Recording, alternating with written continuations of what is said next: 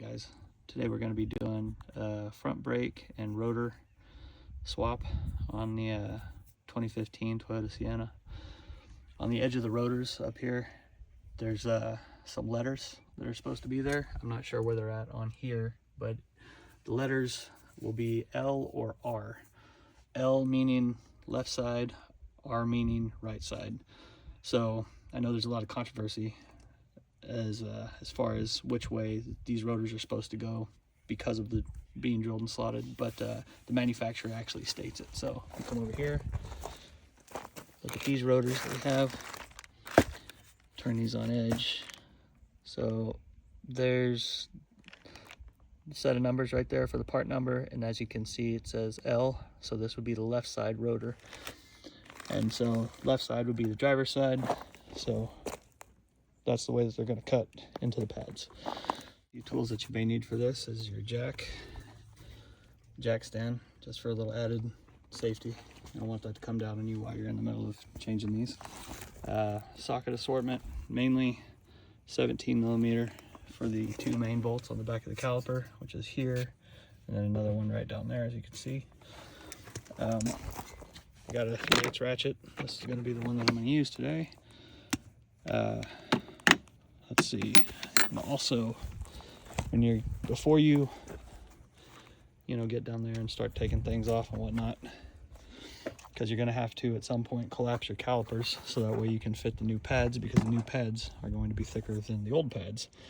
Anyway, you can see our brake fluid reservoir is down here, and there's not really any access. There's a little panel up top, so you can just pull on that and that pops off like so, and then you've got access up here. Pull your cap off. You can see that fluid levels about halfway in my reservoir here, which is fine, because when we collapse those calipers, that level is going to come up. So don't top anything off yet or get too carried away, but you're going to want to pull the cap off, set it off to the side, because you don't want to be forcing fluid up, compressing air, and potentially spilling or blowing brake fluid all over your engine compartment. So pull that off, and then all right, so once you get your bolts pulled out of the caliper, you should just pull off, and you should be able to just kind of flip this upside down, set it up top right there. And, as you can see, our pads were getting down there. Probably not terrible, but the rotor is definitely suffering. There was a bunch of agitation in the brake pedal when under braking, so that's the reason for changing them today. And unfortunately, I was in a bit of a time crunch. Was only able to order the fronts because that was the only thing that was going to be able to get here soon enough. So I'll get to the rears a little bit later on. But for now, once you flip the caliper up, you can just pull your rotor right off. Okay, so before installing our new rotor, what we're going to want to do is, of course, get them out of the packaging, but there's also a film on them. They put an oil or some sort of a grease on the face of the rotor to keep it from rusting while it's in storage and shipping and everything else. So you're going to want to hit that with some brake clean right there, and we're just going to knock the oil off of the leading edges of the rotor there. So once you spray all this with brake cleaner, then you can go back with a paper towel and wipe it off, and we'll set it up there. And now that we've got our rotor faces cleaned, and come back over here to our caliper. With these old pads, you can just push that through, pull the old pad out through the middle. Yeah, you can see those things have definitely been worked. There's cracks all throughout. And when it comes to pushing down the calipers, what I like to do after I push out that first pad on the outer edge, so I like to put my bolts back in the basket as if I'm bolting the caliper back up, just so that way it's got something to hold it there. And then what I'm going to do is I'm going to break this one loose, and I'm going to break this other bolt down here loose and take that one completely out. And the reason for that is this top portion of the caliper will be able to flip back like that, and it will give us access to use our wood clamps that we have to compress the caliper. Okay, so we got this one loose, this bolt's out. That'll allow you to swing the caliper up like that, and boom, it's basically hands-free. And then with our clamp here, you get your clamp spaced, and they actually make tools for this. And there's a lot of different ways to do it, but this is how I do it. Put the clamp on there, and then I get another one. Kind of got to depress these simultaneously at the same time, because what will happen is if you try to depress this one, it usually forces this other plunger outward. So you got to depress them at the same time, or, you know, a little bit at a time for each. So we'll throw our other clamp up there. Okay. We'll just give it a couple squeezes, a couple down there.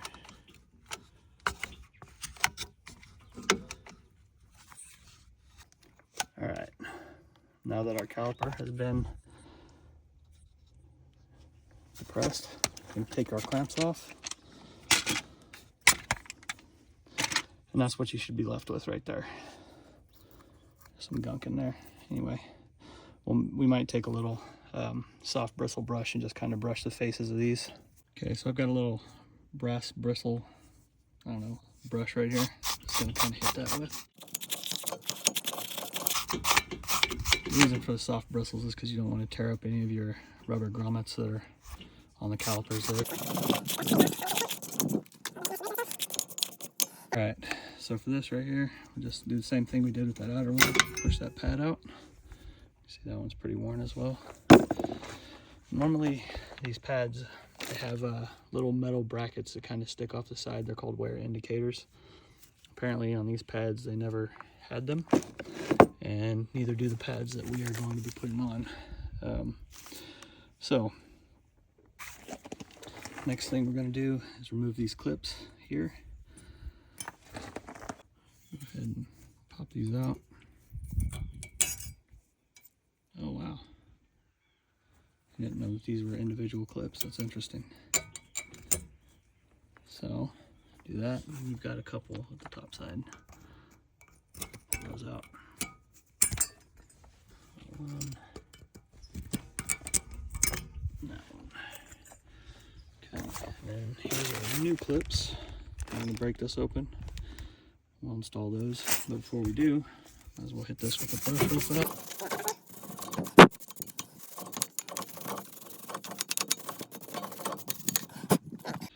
Okay, so with these retainer clips that hold the pads in place, you're going to want to install the new clips just as the old ones came out. You want the new clips in the same position as the old clips, bottom line. And those will go for not only the bottom, but also up top there, as you can see. Okay, so my phone died. I ended up finishing the passenger side, but I figured I'd try to pick up over here on the driver's side, kind of where I left off. So we got this brake caliper opened up. We got the old pads out. We got our plungers pressed back into place. And now we are going to unbolt these two bolts on the back here and remove the whole basket, you know, and flip it up on top like we did the other side.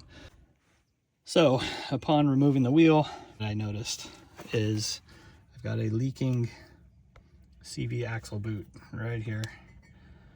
So I'm gonna have to get another axle ordered up and get it on the way, and there will be another video coming of how to replace your CV axle. So stay tuned for that. Anyway, I'm going to continue to remove the caliper, and then I'll show you guys where I applied the brake lubricant, and you know, and then we'll do the setup of the new rotor and everything. And okay, so now we got our rotor on. So these rotors, they just kind of press into place, as you can see. You know, they're loose. Some of them have little screws that go in those holes right there, so you can screw them to the actual hub, but these hubs don't have any holes or screws, so these just kind of ride like that until you get your wheel on, and once your wheel's tightened up, everything will fall into place. Okay, now we got our new brake pad retainer clips installed. Pressing the brake pads, I like to apply it right on in like that, and up top on end like that. And then for these particular pads, you can see where the notches are. Easiest way to get these in place without struggling and fighting is to come in a bit at an angle like that. Drop down into that notch down there. I don't know if you guys can see that. And do the same thing up top. There you go. So that's what that should look like. There and there. And then we'll do the same for the back pad. We'll get it installed. All right, so we've got our pads installed, our new retainers, both the front as well as the back there. And then we've got our mating surfaces on our plungers, lubricated, as well as the back side of the rotor right there. I don't know if you guys can see it or not. So now we'll flip this thing back down over the top. Might take a little bit of finesse.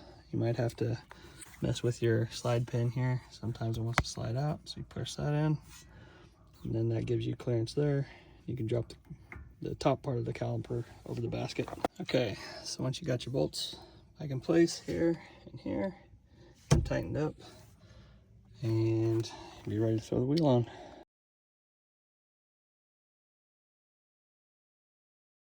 All right, guys, so this is pretty interesting. I would have never discovered this before because this is the first time that I've put brakes on this car. But the slide pins, this one right here I had modified thinking that there was some issue with the slide, you know, at the bottom, getting it jammed up and whatnot. So ignore the notch at the bottom of it because that's not how the new slide pins look. They look like this, just minus the notch there. As you can see, one pin is shorter than the other. Well, on this setup, whoever did the brakes on it last installed the short pin at the top of the caliper up here, and then the longer pin at the bottom. The problem, the longer pin at the bottom, the cavity within the cradle here, within the little basket, isn't deep enough to accommodate that full slide. So if you're putting on new brake pads, which case is exactly what's going on right here, so I'm putting on new brakes and rotors, because it's not long enough, when it comes time to putting your caliper back on with your new pads, the thickness of the pads keeps this from bolting up to here properly. So what happens is you end up with tension at the bottom, and it pushes on the rotor face before you ever bolt your wheel up. So when you bolt your wheel up, and that's flush, how it should be, what happens is now you've got tension between your pad and the rotor, and that's from the very beginning before you ever apply the brakes. So the hot spots that we were seeing on the rotors that I pulled off of here, I believe is directly contributed to those pins being switched. So I pulled the upper pin, which was the short one initially. I pulled that, and I put this at the bottom, and I put the longer slide pin at the top, and wouldn't you know, the longer slide pin, it gives it full function. So all the way from completely flush out until as far as you need, you have full stroke, I guess you can call it, for lack of a better word. Anyway, by doing that, now when I have the rotor fully bolted in place, there is no tension on the pads, which there shouldn't be unless you're applying the brakes. So I haven't looked it up yet or Googled it yet, but I'm pretty sure that the small slide pin goes at the bottom, the longer slide pin goes at the top. Anyway, food for thought.